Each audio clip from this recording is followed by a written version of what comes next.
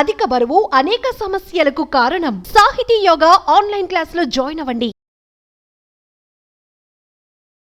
నమస్తే శశికాంత్ గారు. పల్నాడు ఆ ఏరియాకి సంబంధించి నకరికల్ ఏదైతే గ్రామం ఉందో ఒక ఇన్సిడెంట్ మనం వింటూ ఉన్నాము. ఒక అక్క అటు తమ్ముణ్ణి ఇటు అన్నని ఇద్దరిని హతమార్చింది. అది కూడా ఆస్తి కోసం మనం వింటూ ఉన్నాం. ఆస్తి తగాదాలు అనేవి సర్వసాధారణంగా ప్రతి ఇంట్లోనూ ఉండేవి. బట్ మనుషుల్ని పెట్టి చంపించేంత క్రూరమైన దుస్థితికి వెళ్తున్నారు అంటే ఆ మైండ్ సెట్ ఏంటన్న విషయం మాట్లాడే ముందు అసలు దీనికి సంబంధించిన పూర్తి వివరాలు ఏంటి, ఆ చంపించింది ఎవరు, దేనికోసం చంపబడ్డారు వాళ్ళు, దీనికి సంబంధించిన పూర్తి డీటెయిల్స్ ఏంటి సార్? పల్నాడు జిల్లాకి చెందిన నకరికల్ ప్రాంతంలో గిరిజన సంక్షేమ పాఠశాలలో పనిచేస్తూ ఉండేవాళ్ళు పౌల్రాజు అనే ఒక వ్యక్తి. ఆ వ్యక్తికి ఇద్దరు కొడుకులు, గోపికృష్ణ, రామకృష్ణ, కూతురు కృష్ణవేణి. ఓకే. అయితే ఆయనకి ఇంకా 55 ఏళ్ళు దాటాయి. స్లోగా సడన్గా ఎందుకో పిల్లల మధ్య సఖ్యత లేదు. సడన్గా ఆ టెన్షన్కి పక్షవాతం వచ్చి ఆయన చనిపోవడం జరిగింది. ఇంకా ఆయన గవర్నమెంట్ పాఠశాల కాబట్టి ఆయనకి డెత్ బెనిఫిట్స్ అవి ఉంటాయి. ఇంకా తనంతరము మనిషి పోయారంటే ఆస్తులు పిల్లలకే కదా వెళ్ళేది. అయితే ఇప్పుడు మనం చూసుకుంటూ ఉంటే అనాథ నుంచి తండ్రి ఆస్తి కూతురికి వచ్చేది ఉన్నా కూడా ఇంకా ఊర్లలో కొడుకులు ఈ కూతురికి ఆస్తి ఇవ్వకుండా కొడుకులే తీసేసుకుంటారు, కూతురికి ఏమి హక్కు లేదంటారు.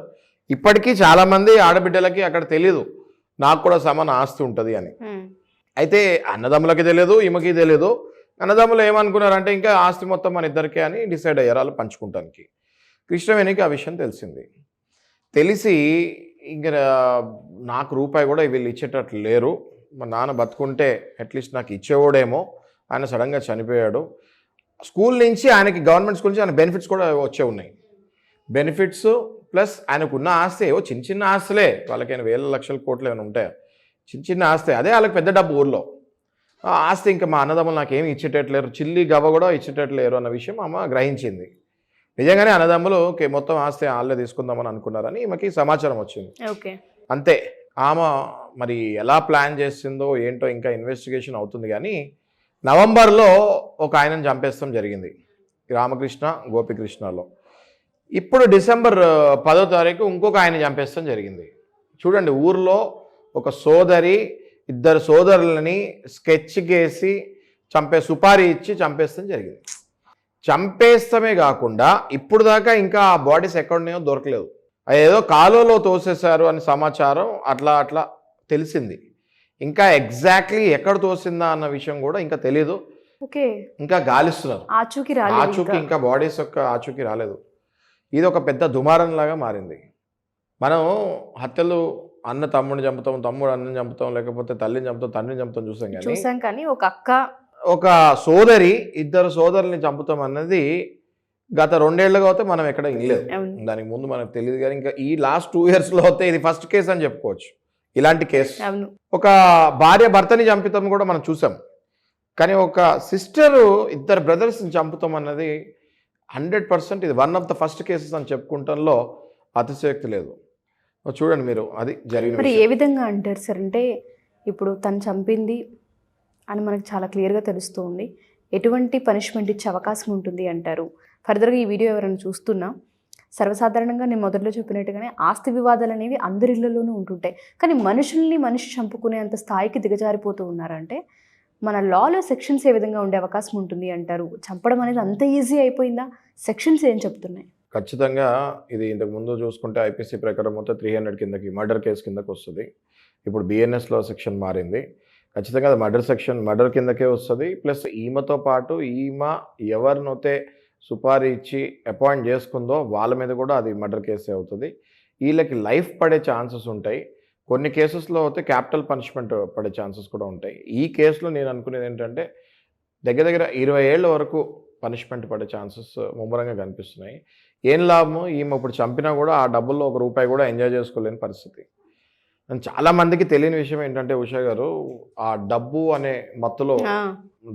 మత్తులో పడి వీళ్ళని అడ్డు తొలగిస్తే ఇంకా మనకే ఆ డబ్బు మొత్తం మనకే వచ్చేస్తుంది అనే కంగారులో, పిచ్చి ఆలోచనలో, అనే కంగారులో, తొందరలో మనుషుల్ని, సొంత తల్లిదండ్రుల్ని, సొంత అన్నదమ్ముల్ని, సొంత భర్తని, సొంత భార్యని చంపే ప్రయత్నాల్లో మనం సొసైటీని చూస్తున్నాము. అంటే డబ్బు అన్నది ఎంత ఘోరాలైనా చేయిస్తుంది అని చెప్తంలో సందేహం లేకుండా అయిపోయింది.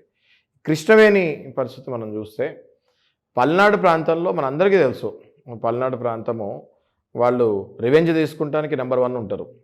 ఓకే, మరి అట్లాంటి ప్రాంతంలో ఒక ఫ్యామిలీ ఎప్పుడు కూడా కలిసి కట్టుకుంటారు, వేరే వాళ్ళ మీద వాళ్ళు రివెంజ్ తీసుకుంటానికి ప్రయత్నిస్తుంటారు. అని సొంత ఒక కడుపున పుట్టిన సొంత పిల్లలే. ఒక గడుపున పుట్టినే వీళ్ళు ఇలా కక్ష సాధించుకుంది అంటే ఇంకా ఆ మహిళని ఏమనాలో కూడా మనకి మాటల్లో కూడా మనం వర్ణించలేము.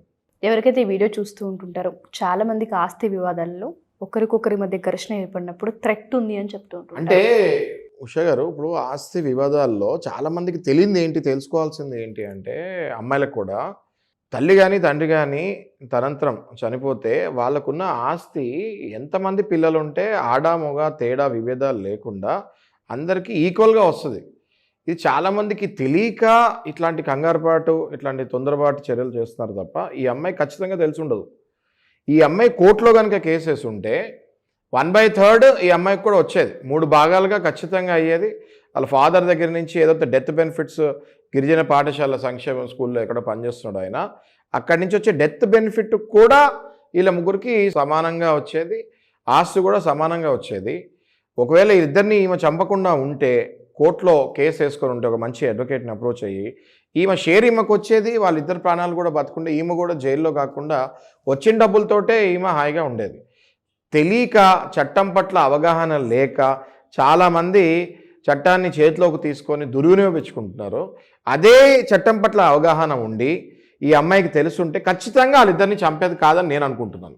సో చాలా మందికి ఆస్తి వివాదాలు థ్రెట్ ఉంది మాకు అని చెప్తుంటుంటారు. అక్క నుంచో, తమ్ముడి నుంచో, అన్న నుంచో మా మీద చంపే ప్రయత్నాలు చేస్తూ ఉన్నారు అని కొంత వాళ్ళకి హింట్ ఉంటుంది. అలాంటి వాళ్ళు ఎవరైనా సరే లీగల్గా కనుక సపోర్ట్ కావాలనుకుంటే మనం వాళ్ళకి లీగల్గా మనము అవేర్నెస్ క్రియేట్ చేస్తానికి ఎప్పుడు వెనక్కి వెళ్ళము. తప్పకుండా వాళ్ళు మనల్ని కాంటాక్ట్ అవ్వచ్చు. వాళ్ళకి కావాల్సిన లీగల్ అవేర్నెస్ చెప్తాం, మా బాధ్యత కూడా.